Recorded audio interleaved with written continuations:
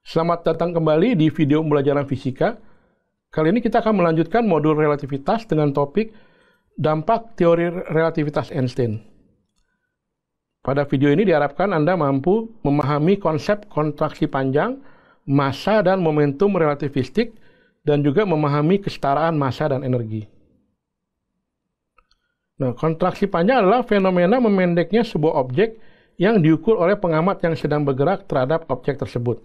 Jadi L sama dengan L0 akar 1 min V kuadrat per C kuadrat, di mana L0 adalah panjang yang diamati ketika dia relatif diam terhadap pengamat, R adalah panjang yang diamati ketika dia bergerak terhadap pengamat ya. Jadi dengan kata lain, di sini kalau lihat dari rumus ini nanti seolah-olah benda yang bergerak itu panjangnya memendek gitu ya, karena adanya kontraksi. Oke, mungkin contoh ya, misalnya nih jarak dua kota di bumi, kalau kita ukur diam terhadap bumi ya, itu 800 km. Nah, berapa jarak yang diukur oleh pesawat yang terbang dengan kecepatan 0,6 C ya, ini searah kedua kota. Berarti ini diukur oleh pengamat yang bergerak. Kita masukin L ya sama dengan L0 akar 1 min V kuadrat per C kuadrat, kita masukin angkanya, L0 800, 1 minus 0,6 C pangkat 2 dibagi C kuadrat, ya ini kita bisa hitung, maka nanti L-nya 640 km.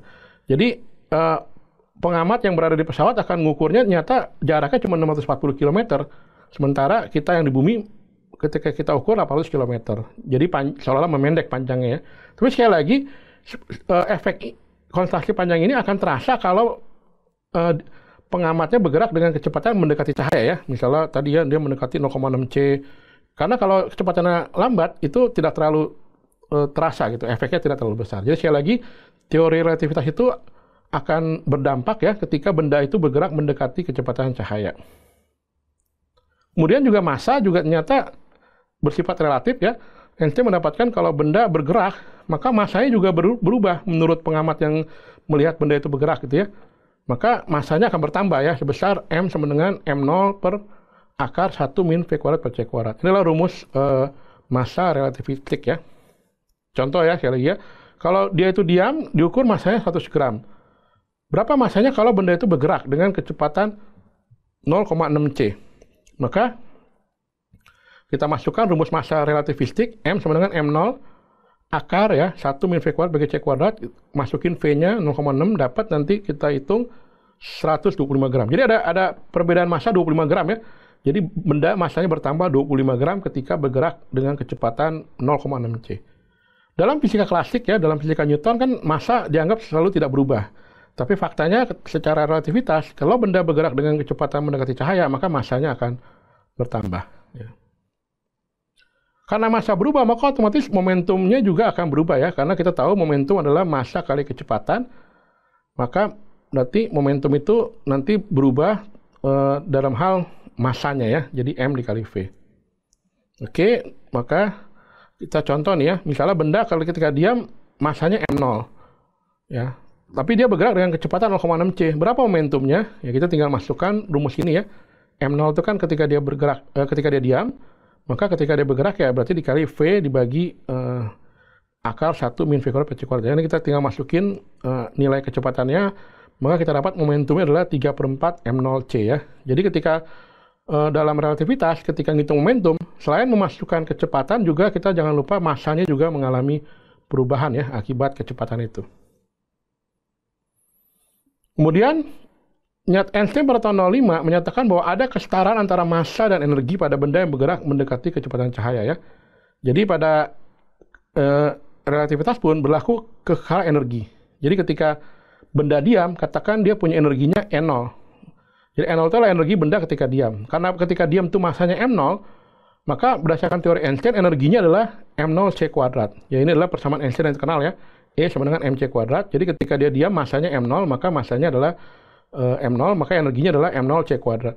Demikian juga ketika dia bergerak kan massanya berubah ya. Karena ketika benda bergerak massanya seolah-olah bertambah, maka energinya juga bertambah MC kuadrat. Nah, selisih energi MC kuadrat ketika bergerak dengan ketika diam itu adalah energi kinetiknya ya. Demikian juga kita bisa juga dapatkan energi benda ketika bergerak, itu kan MC kuadrat. Dengan kita gunakan rumus momentum yang di atas, maka kita bisa dapat energi juga adalah gabungan dari momentum benda, karena ketika benda bergerak kan punya momentum, dan energi ketika benda itu diam. Ya, jadi rumus ini bisa dipakai untuk mencari energi ketika benda itu bergerak gitu ya. Seperti itu. Contoh ya, misal elektron bergerak dengan kelajuan 0,5 akar 3C, ini adalah V-nya ya, kecepatannya. Ini massa diam, biasanya M0 ya, massa ketika benda relatif diam. Ini massa elektron. Ditanya berapa energinya? Ya kita gunakan energi mc kuadrat. Tapi di sini kan elektronnya bergerak ya. Jadi massanya itu kita gunakan M0 dibagi akar 1 min V kuadrat per C kuadrat ya, dikali ini massanya ya, dikali C kuadrat, karena rumus Einstein E sama dengan mc kuadrat. Kita masukin angka-angkanya ya, M0, kemudian V-nya ya 0,5 akar 3C, maka kita dapat energinya 1,638 10 pangkat min 13 Joule. Ditanya berapa energi kinetik gerak itu? Nah, berarti kita hitung dulu N0 nih ya. N0 itu apa? Energi ketika elektron diam, yaitu M0 C kuadrat ya. Maka nanti energi kinetik adalah energi tadi yang kita hitung sebelumnya dikurang energi ketika diam ya. Maka E dikurang M0 C kuadrat. Maka kalau kita hitung ini E-nya kan tadi 1,638 pangkat 10 min 13 ya. Dikali 10 min 13 dikurang energi ketika elektron diam, yaitu massanya ya, massa elektron diam 9,1 pangkat min 31 dikali kecepatan cahaya ya. Maka kalau kita hitung, maka energi kinetiknya adalah 0,82 10 pangkat min 13 Joule. Ya, jadi ini adalah cara mencari energi elektron ketika bergerak, maupun kita bisa dapatkan energi kinetiknya. Ya, ini adalah referensi yang digunakan pada video kali ini. Demikian video pembelajaran kali ini, semoga dapat dipahami dengan baik, dan kita akan bertemu pada video selanjutnya.